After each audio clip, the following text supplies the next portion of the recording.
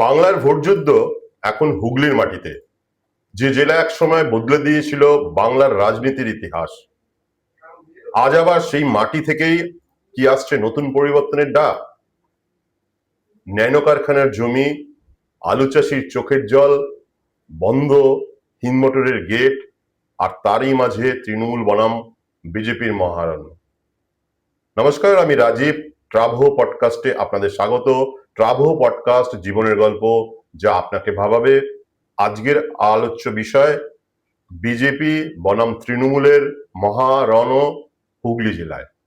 কে জিতবে আর কি পরিবর্তন হবে সেই বিষয়ে বিশ্লেষণ। হুগলি ভাগীরথীর পাড় ঘেঁষা নদীমাতৃক জেলা হুগলি। এখানে ঘাস ফুলের দাপট স্পষ্ট, কিন্তু পদ্ম এবার থামতে রাজি নয়।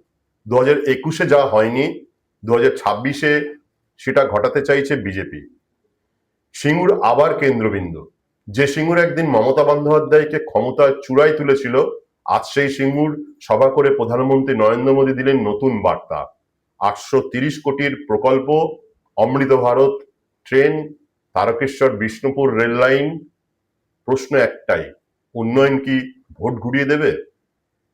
কৃষক বনাম শিল্প, কার জোর বেশি? হুগলির মানুষ এখনো মনে রেখেছে ন্যানো বিতর্ক। কিন্তু আজ প্রশ্ন, শিল্প এলে চাকরি কোথায়? হিন্দমোটর আজও খোলার অপেক্ষায়, আজও কারখানার গেট বন্ধ। যুবকদের চোখে হতাশা, অন্যদিকে আলু চাষিরা বলছেন ফসল ফলায় দাম পাই না। তৃণমূলের অন্দরে গোষ্ঠীদ্বন্দ্ব, বাইরে বিরোধী চাপ, ভেতরে গোষ্ঠী কোন্দল। প্রার্থী বদল করেছে তৃণমূল। দেবাংশু ভট্টাচার্য, শীর্ষান্ন বন্দ্যোপাধ্যায়ের মতো নতুন মুখ এনে বার্তা দিয়েছে দল, কিন্তু তাতে কি ক্ষোভ থামবে?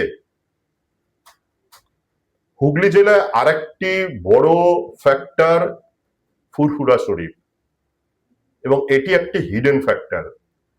হুগলির ভোটে সংখ্যালঘু ভোট কার দিকে যাবে, এই অঙ্কেই বদলে যেতে পারে বহু আসনের ফলাফল।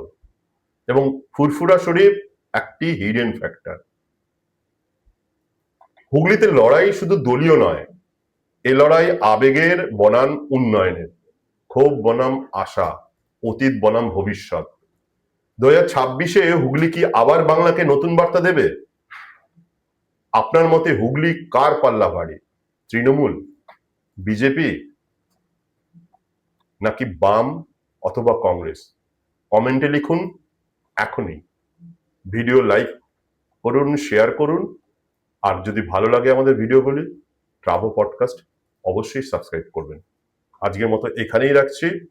ট্রাভো পডকাস্ট জীবনের গল্প, যা আপনাকে ভাবাবে। ভালো থাকবেন, সুস্থ থাকবেন।